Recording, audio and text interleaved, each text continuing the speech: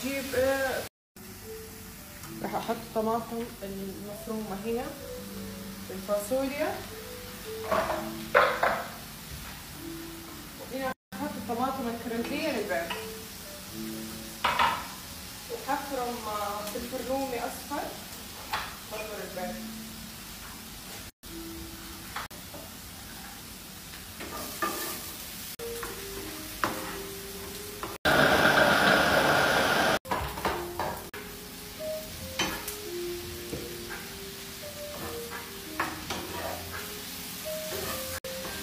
هشيل منه مع اني اخذت اصغر حبة. هنا راح نجيب واحد جديد نحط شوية هنا، ما حكتر رغم اني احبه بس اهلي ما يحبوه. حطيت هنا 7 بهارات نتفة، حطيت كمان ملح، فلفل اسود، وشوية كزبرة باودر. بعدين ححط لها كزبرة مقطعة عليه لانه حسوي اخر شيء. خلاص جاهزة هنا الكشنة، بس هحط البيض، شوية ملح، شوية فلفل، وخلاص. حسوي الحين خلطة التونة. حسوي الحين التونة. طبعا الباقي من الفلفل الرومي حطيته هنا، حسيت هيعطي نكهة حلوة معاها، يعني المكونات كلها تنفع. أقطع الطماطم الكرزية،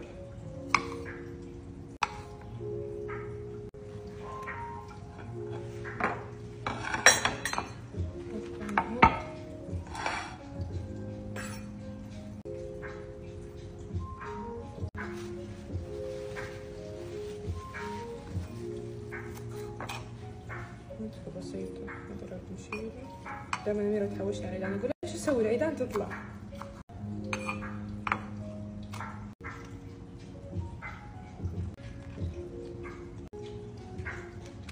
عجبني الفتة إنها كذا تلصق في بعض، بس إنها مرة لذيذة، تعطي طعم حلو.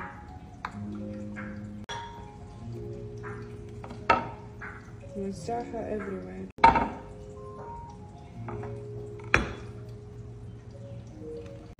عبارة عن مايونيز. أيوة حلوين على الصباح هذه الأصوات.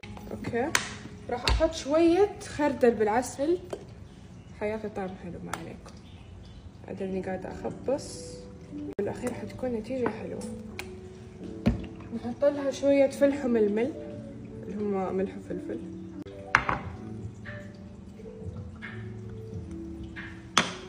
شوية كمون.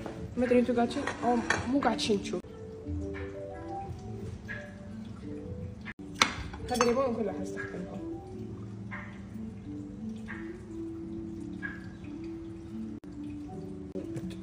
المايونيز.